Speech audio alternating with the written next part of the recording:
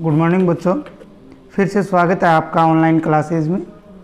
हम आपकी unit number 3 की बात कर रहे थे। यूनिट नंबर 3 के अंदर बायोटेक्नोलॉजी, ठीक है, थर्ड यूनिट के अंदर हमने लेसन नंबर जो 14 था बायोटेक्नोलॉजी जो जनरल इंट्रोडक्शन सामान्य परिचय की हमने बात जो थी वो कर ली थी। अब जो हम बात करने वाले हैं आज आपके अगले चैप्टर की, चैप्टर नंबर 15 की। 15 का मैं चैप्टर नंबर 14 में 3-4 बार मैंने आपको नाम भी बताया कि क्या नाम है। तो अगर आप लोगों को याद है तो मैंने बताया था आनुवांशिक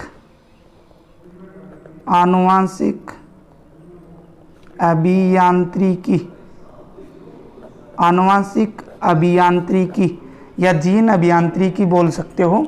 इंग्लिश में अगर बात करें तो इसे बोला जाता है जेनेटिक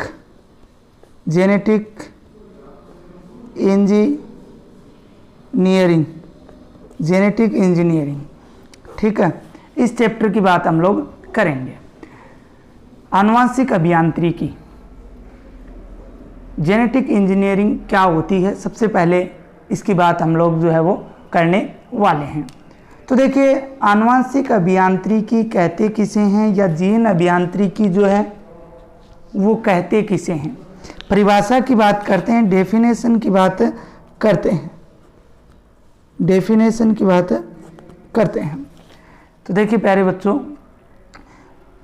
कोई भी जीव का जो डीएनए होता है, उस डीएनए आप लोग जानते हो, डीएनए होता है जिसका पूरा नाम होता है डीऑक्सीराइबोज न्यूक्लिक अम्ल। ये इसका पूरा नाम होता है, डीऑक्सीराइबोज न्यूक्लिक अम्ल पूरा नाम होता है। तो डीएनए जो है इसमें हेरफेर करके, क्या करके, हेरफेर करके, डीएनए में क्या करके, हेरफेर करके जो आनुवांशिक परिवर्तन किए जाते हैं, क्या किए जाते हैं, जो आनुवांशिक परिवर्तन किए जाते हैं उसे क्या बोला जाता है, जीन अभियांत्रिकी बोला जाता है।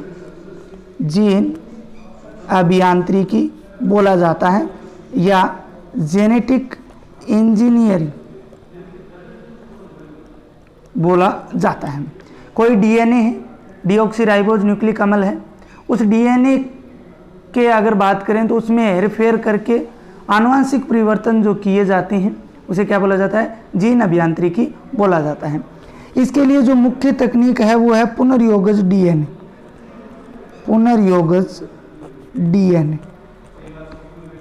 डीएनए तकनीक।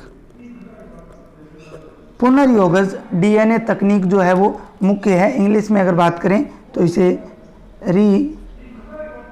रिकॉम्बिनेट डीएनए बोला जाता है।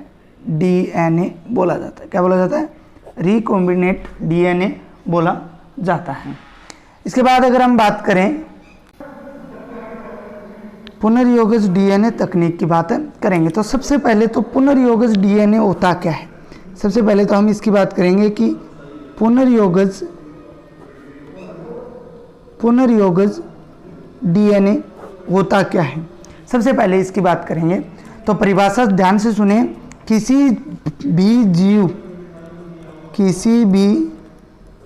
जीव के मूल डीएनए, समझाऊंगा आपको, मूल डीएनए में बाहरी डीएनए जोड़ने पर उत्पन्न परिवर्तित डीएनए क्या कहलाता है, पुनर्योगज डीएनए कहलाता है। समझ में आया नहीं होगा, मैं बताऊंगा। देखिए, जैसे मान लीजिए ये डीएनए है, ठीक है, ये मूल डीएनए है, किसी जीव का क्या है, मूल डीएनए है। इस मूल डीएनए में हम लोग कोई दूसरा डीएनए, मान लीजिए ये कोई दूसरा डीएनए है, जोड़ देते हैं तो इस प्रकार की एक संरचना बन जाएगी। ठीक है, इस प्रकार की जो है वो संरचना बन जाएगी। ये तो मूल डीएनए का अंश हो गया, ये बाहरी डीएनए का हो गया। किसका हो गया? बाहरी डीएनए का। इन दोनों के मिलने से बने डीएनए को क्या कहा जाता है? पुनर्योगज डीएनए कहा जाता है। मूल डीएनए मतलब जो स्वयं का हो और दूसरे बाहर से वांछित डीएनए, इन दोनों को जोड़ने से बने डीएनए को क्या कहा जाता है? पुनर्योगज डीएनए कहा जाता है। अब बात करते हैं पुनर्योगज डीएनए तकनीक की कि पुनर्योगज डीएनए प्रौद्योगिकी क्या होती है, अर्थात recombinant DNA technology, recombinant DNA technology या फिर पुनर्योगज डीएनए तकनीक की हम लोग बात करते हैं कि ये क्या होती है। तो प्यारे बच्चों, इसकी अगर हम बात करें तो किसी भी जीव के डीएनए में हेरफेर करने के लिए आवश्यक प्रभावी प्रक्रमों को ही क्या कहा जाता है? पुनर्योगज डीएनए प्रौद्योगिकी कहा जाता है। देखिए, कोई जीव है, किसी भी जीव के डीएनए में, किसी भी जीव के डीएनए में हेरफेर के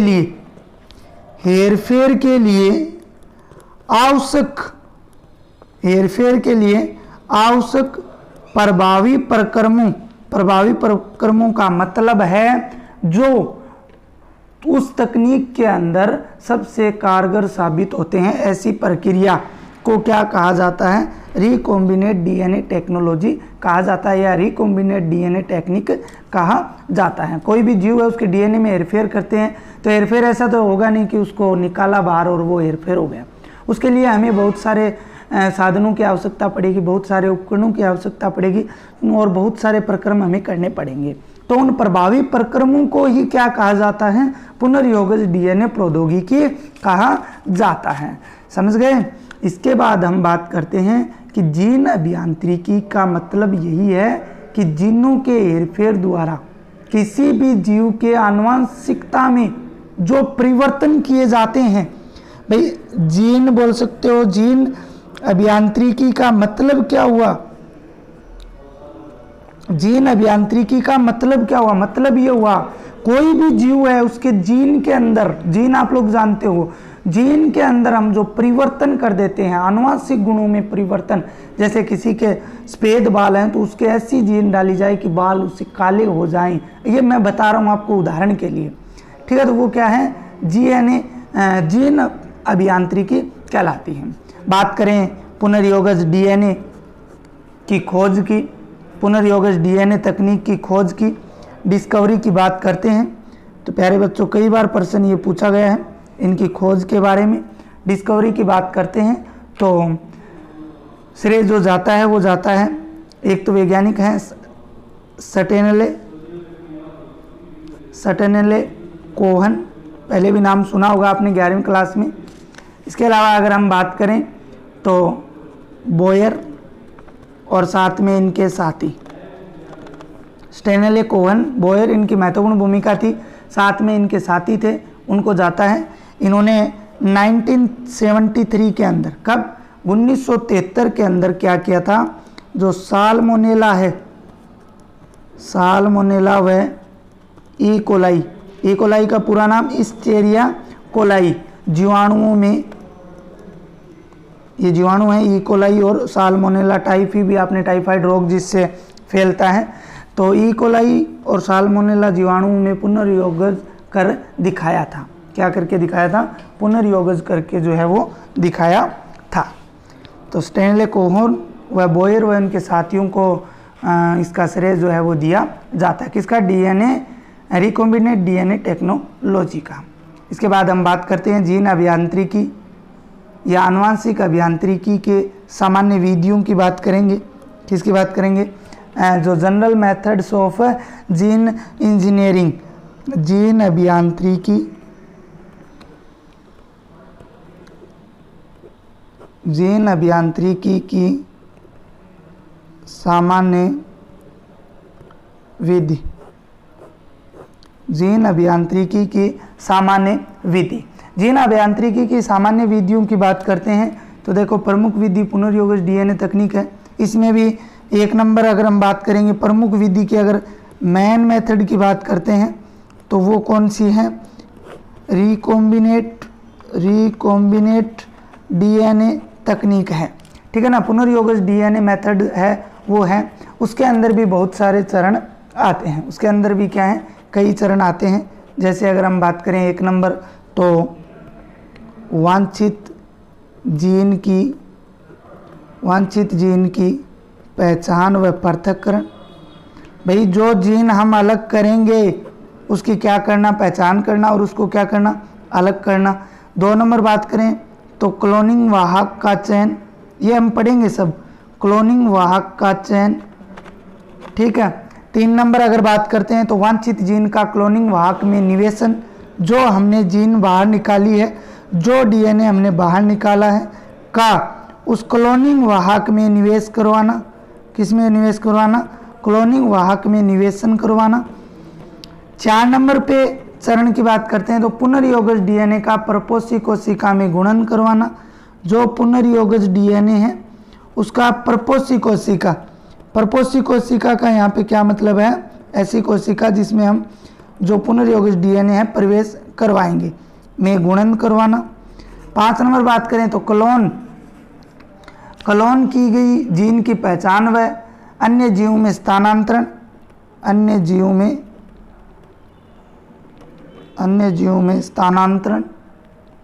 इसके अलावा 6 नंबर अगर बात करें तो वांछित जीन की अभिव्यक्ति। किसकी अभिव्यक्ति? वांछित जीन की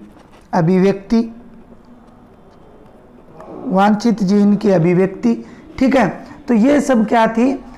जीन अभियांत्रिकी की सामान्य विधियों में जो रिकॉम्बिनेट डीएनए विधि है उसके कुछ चरण हैं, ठीक है ना। वांछित जीन की पहचान और पृथक्करण, क्लोनिंग वाहक का चयन, वांछित जीन का क्लोनिंग वाहक में निवेशन, पुनर्योगज डीएनए, प्रपोषी कोशिका में गुणन व पहचान करके अन्य जीवों में स्थानांतरण, और वांछित जीन की अभिव्यक्ति।